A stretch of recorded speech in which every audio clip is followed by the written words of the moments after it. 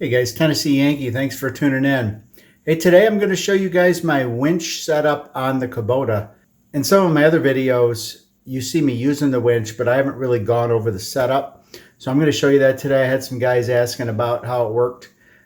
So let's get after it. All right, so what I got here, guys, is this was a Traveler winch that I got from Tractor Supply. So this particular one's 9,000 pounder. I had there's the rating right there. I had the 12,000 pounder, but it was just way too big. So I ended up taking that one back and getting the 9,000 pound because that should be more than plenty. But actually stick around. I'll link a video at the end because we're going to try to move a stump today. So we'll see how that works. But back to the setup. So what we have is I had bought a mounting plate also from Tractor Supply and mounted the winch in there. So how the mounting plate works is it has this 2-inch hitch thing on it that goes inside a receiver, and I've used the winch several times. How I've used it before is I would mount it up to my quick hitch that's not currently on there, and on the back of my quick hitch I have a trailer mover. Let me show you that real quick. So what I usually have is I usually have my Speako on the back, and then once in a while I would put this trailer mover on. So this is kind of a neat setup. You can put a 2-inch receiver in it and then use that to move stuff around, and that just sits inside here. But as you can imagine, you're going from the 3-point linkage to that thing to that thing. It gets you kind of far out there, and then you got the sway of the 3-point. So I wanted to do away with that. So what I'm going to show you today is basically the 2.0 method that I have to try for the first time. So here's my new setup, guys, and I'm really excited about it. I had taken the drawbar out, okay, that was in the tractor, and then I had bought one of these raw 2-inch hitch receivers, like so. And then I had it welded on. My dad, the welder, took that back to Michigan with him when he was here one time, and he welded that on for me. So let's get that drawbar set up in here. So you just slide it in, put the pin in, and we'll put the pin through the bottom here.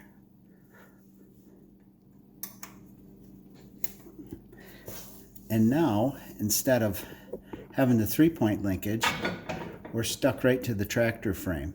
So I think this is going to be awesome. Just kind of an idea I came up with, and really it's kind of handy having this anyway. Now I could hook up a trailer right to this. Now it is kind of nice with the trailer mover, the fact that it's way back here. This 3-point linkage might be in my way if I just use this as a trailer hitch, but nevertheless, this is how we're going to put the winch setup in there from now on. So let's get on to showing you that. Okay, so let's put that in there. This is the heavy part. And you can see I have it on a roller just because it's so crazy. This is my first time putting this in with the 3-point here and not back here, so we'll see. Might be a little tight, but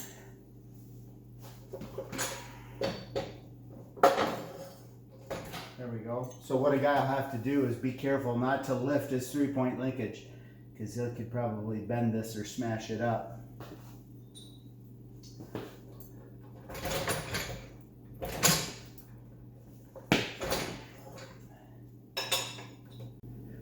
All right, now let me show you the setup. So I have everything ball bungeed up here to keep it safe. So here's a remote for that device. And then what I have here is my wiring setup. Let me make sure I'm in the camera here. But what I did was, this is 4-gauge negative, 4-gauge positive wire. I bought 15 feet of it, and then I had bought these quick connect ends. So everything I got from Amazon. I will put links in the description if you want to see it. And then I also bought a 4-gauge 1/4-inch stud that I put on the other end, and then that stud that I soldered on is what's connected to the battery on the other side. So all I did, quick connect this wire. I did run it in a black loom that runs the length of the tractor. I'll show you a little bit of that in a minute. And then I just zip tied it up in safe places, ran it to the battery, and attached it with those studs on the battery. So I'll show you how it gets hooked in.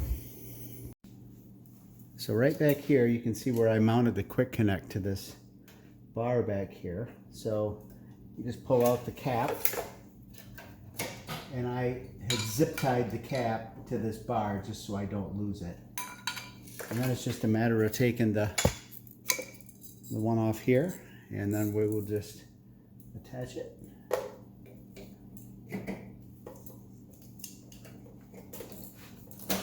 And it pops right in there like that, and then we're wired up. So I'll just bungee tie this back to the winch, especially since we have our new setup and it's not moving up and down on the 3-point. I don't have to worry about this moving on me. But I want to keep this wiring out of the way of any winching activity.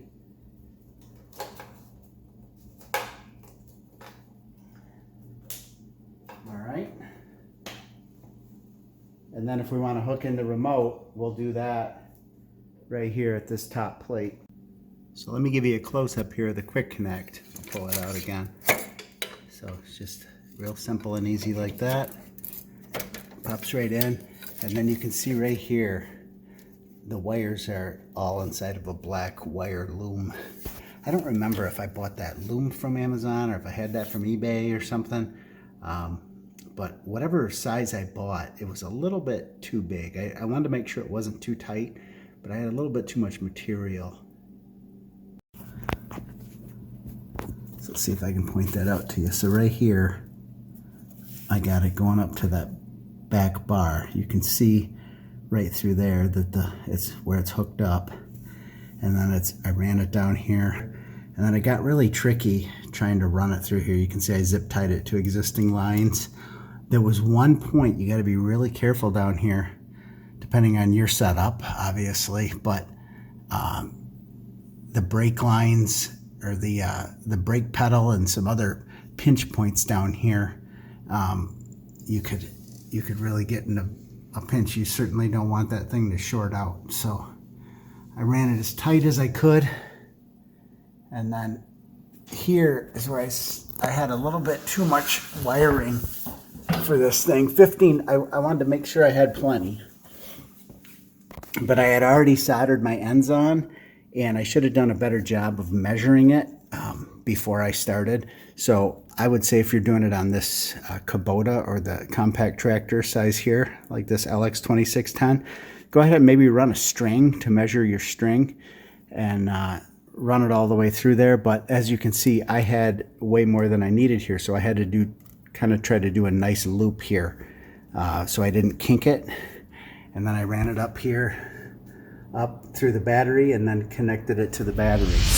So that's my only suggestion for you to do that different, is to try to get a closer amount.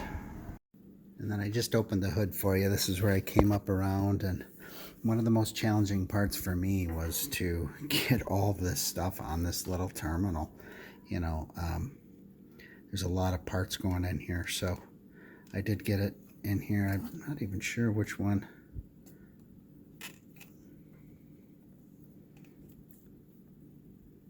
So here's my battery cable coming up on the outside, and then obviously the negative one was way easier because there's less crap over there. So I did get it on that little post. All right, so let me hook up the remote and we'll test it out, see if it's working. And then I'll end this video, but then we'll go out and I'll end up linking to the next video where I try to move that stump. We'll see if we get it.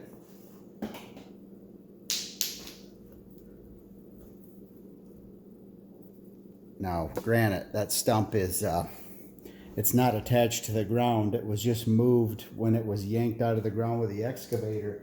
It was moved to a spot that I thought would be fine, but now it's in my way. So regardless, it's still really heavy.